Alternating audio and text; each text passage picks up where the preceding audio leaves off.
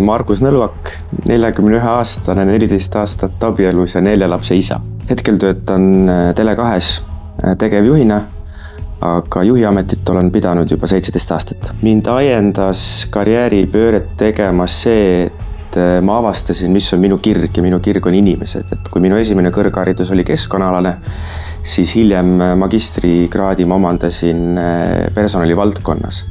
Ma arvan, et on tähtis, et me kõik inimestena püüame mõtestada enda jaoks selle kire, mis meid kõnetab, mis meid põlema paneb ja siis tegema ka vastavad otsused oma eluteel.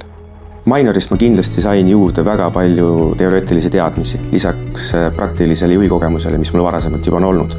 Ma arvan, et seda võib nimetada elukestvaks õppeks. On väga tähtis, et me pidevalt ennast arendame, et olla ergas, et püsida konkurentsis ja seda me tegelikult elus peame tegema. Kasu, mida kõrgkoolist kaasa võtta on palju, aga võib-olla mida ma tahaksin välja tuua on see, et selle õppe käigus tegelikult saab jagatud väga palju erinevaid praktilisi kogemusi ja see on väga rikastav. Minor on väga hea koht, kust õppida päris elust, päris ettevõtlusest. Meil olid väga paljud õppejõud ettevõtjad, kes rääkisid oma praktilisest kogemusest võimununa teoreetiliste teadmistega. Tudengid on juba praktilise ettevõtluskogemusega ja tegelikult see on väga rikastav. Minor, see ongi ettevõtlusõpe.